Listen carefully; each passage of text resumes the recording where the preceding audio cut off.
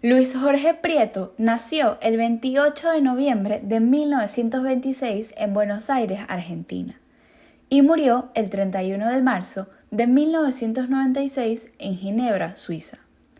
En cuanto a su familia, su padre era originario de Zamora, España, y su madre nació en Argentina. Tuvo dos hermanas, una mayor y una menor. Prieto fue destacado por ser lingüista y semiólogo, y fue conocido especialmente por su teoría de la pertinencia y del acto sémico. Entró a la Universidad de Córdoba, donde estudió lo que entonces se conocía como filología comparada. Para ese entonces, Prieto había desarrollado una notable capacidad autodidacta, que lo ayudó a destacar en sus estudios de griego, latín, lenguas románicas y germánicas. También en esa época es cuando se introduce en el curso de lingüística general de Ferdinand de Saussure y en los principios de fonología de Nikolai Trubetskoy. En 1952 es nombrado secretario de la Facultad de Letras y posteriormente enseña clases de latín en la Escuela Normal de Córdoba. En 1960, Prieto obtuvo el puesto de profesor de lingüística general en Córdoba. Un año después, lo nombraron director de investigación en el Consejo Nacional de Investigaciones Científicas y Técnicas. En principio, Prieto sigue el pensamiento de Saussure, tanto en lingüística como en semiótica. Pero luego en el Círculo Lingüístico de Praga tomará el concepto de pertinencia, volviéndose clave en su planteamiento conceptual. Desde principios de novología en 1964 y sobre todo en su siguiente libro Mensajes y Señales en 1966, introduce su pensamiento eminentemente lógico y define su terminología a partir de él. Nalnología describe un estudio sistemático y una organización del pensamiento, el conocimiento y la mente. Por otra parte, en este campo, el signo es fundamental. Los problemas del contenido del mensaje, más allá de su estructura, son importantes en su enfoque. Esa preocupación respecto del significado en relación con su uso lógico lo llevaron a desarrollar más adelante en una concepción propia de lo que es connotación. Prieto identifica dos niveles de significado: el nivel de la intercomprensión y el nivel lingüístico. A pesar de las dificultades laborales, su propio trayecto académico siguió avanzando y en el 52 Prieto tuvo su primer grado en Humanidades. En el 55 se doctoró con una tesis sobre fonología del español. Para entonces, además, Prieto ya había establecido una relación por correspondencia con el lingüista André Martinet, figura crucial en la vida del argentino, quien se convirtió en un amigo y maestro. Martinet, quien por entonces enseñaba en la Universidad de Columbia, ayudó a Prieto a comenzar su carrera como académico, al publicar en el 54 el artículo Traits Optional el Tratis Confinatis. En el 56, el gobierno francés le otorgó una beca para estudiar en París.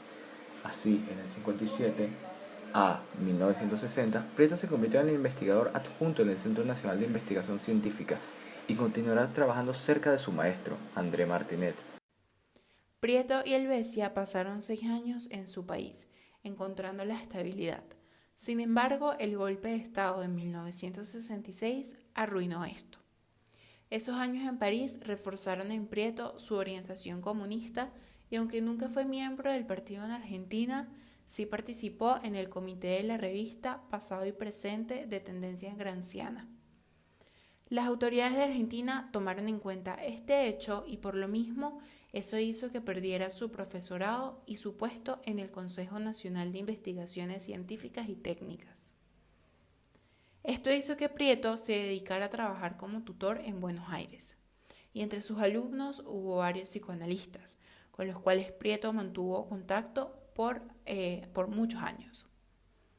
En 1967, la Universidad de Argelia le ofreció la cátedra de Lingüística General, donde estuvo por 2 años, pero por problemas con el decano le obligaron a dejar el puesto. Prieto y Girard se fueron a París a finales de 1969 y Prieto obtuvo un puesto como profesor de semiología en el Departamento de Sociología de la Universidad de Vincennes. Gracias a la intervención de Jean-Claude Passeron. Casi al mismo tiempo, la Universidad de Ginebra lo nombró profesor de lingüística general y le ofrecieron la cátedra que décadas atrás había ocupado Saussure, mientras daba los cursos que lo hicieron famoso. Prieto pasó 3 años viajando diariamente de París a Ginebra, pero finalmente en 1972 renunció a su puesto de Vincennes y se estableció en Ginebra. En la lingüística de Saussure, el signo está conformado por el significante y el significado. El lazo que las une es arbitrario y por ende convencional. La naturaleza arbitraria de esta unión llevó a Saussure a señalar que la única manera de reconocer signos es a partir de las diferencias que estos tienen respecto a otros signos. La Escuela de Praga desarrollaría esta teoría y distinguiría entre 2 tipos de diferencia. Oposición, cuando las unidades en cuestión pueden aparecer en el mismo contexto, y contraste para unidades coexistiendo en un mismo enunciado. Es la distinción entre oposición y contraste lo que ocupa a Prieto. Para Prieto, el problema con la Escuela Fonológica de Praga era haberse ocupado solamente de las unidades paradigmáticas, dejando de lado las unidades sintagmáticas. Las unidades paradigmáticas son aquellas que se relacionan en el sistema lingüístico con base en su categoría sintáctica, mientras que las unidades sintagmáticas son las que se relacionan al estar presentes en un mismo enunciado. Semiología bajo la lógica de Prieto. En sus libros, Prieto introduce su pensamiento eminentemente lógico y partiendo de él define su terminología. Para él, significante y significado son clases abstractas que articulan los universos de expresión y contenido. Significante agrupa distintas relaciones en las mismas señales, como lo son las mismas palabras pronunciadas con distinto acento o escribir diferente caligrafía.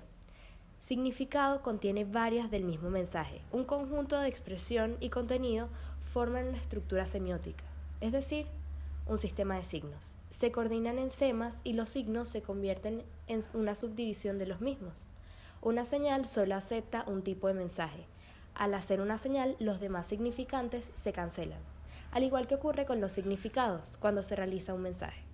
A los demás significantes y significados se les llama complementos y entran en una relación paradigmática. Al coordinarse señales y mensajes en un sistema comunicativo, se convierte en código las señales que se convierten en su campo semántico y los mensajes en campo neótico. Semiología de la comunicación. Para Prieto, la división que hacía que la sintaxis se ocupara de la forma y la semántica del fondo era errónea. La sintaxis también se ocupa de la sustancia. La diferencia es que la sintaxis se concentra en lo que es universal de la construcción cognitiva, mientras que la semántica se ocupa de lo que es distintivo. Sintaxis y semántica, por lo tanto, no son campos separados, sino simplemente enfoques aplicados a distintas escalas. La semántica debe ocuparse de la construcción cognitiva que hace que el hablante del significado. Acto semiótico. Quizá la contribución más conocida de Prieto es el acto sémico o acto de comunicación, en donde se resume todo lo que se ha expuesto hasta este punto. Consiste en un emisor que intenta transmitir conocimiento a un receptor para que este conocimiento sea el receptor también. El conocimiento es un mensaje. Para llevar a cabo esta tarea, el emisor debe utilizar una señal. Si el acto es hablado, la señal serán sonidos. Si el acto es escrito, grafías. El receptor reconoce la señal como perteneciente a una clase de significantes y con la ayuda de la información contextual, eventualmente obtiene el mensaje. El emisor procede de mensaje a señal, de significado a significante, y el receptor de significante a significado, de señal a mensaje. La unidad de este acto es precisamente el sema.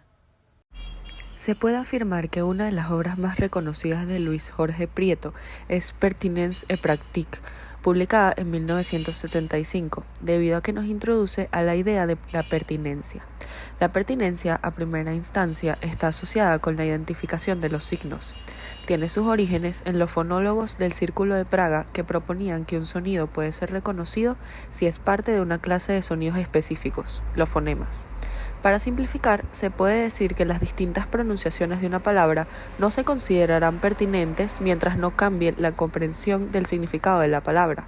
Por ejemplo, la palabra rata, que cuando la pronunciación de la letra R se parece más a la de la letra L, comprenderá una diferencia pertinente.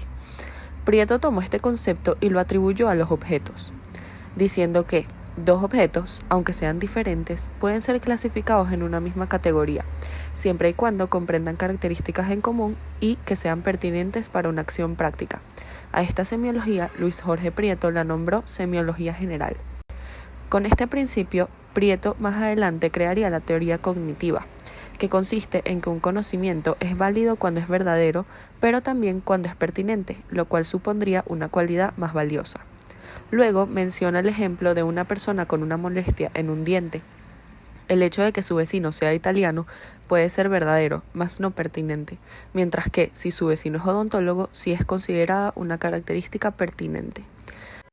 Luis Prieto, en sus últimos años, se asentó en Ginebra, Suiza, donde viviría hasta su muerte a los 69 años, y siguió muy interesado en el área del psicoanálisis, el arte y la política, junto con su trabajo en la semiología y la lingüística.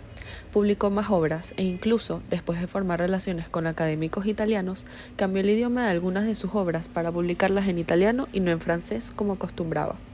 El 31 de marzo de 1996, Luis Jorge Prieto fallece.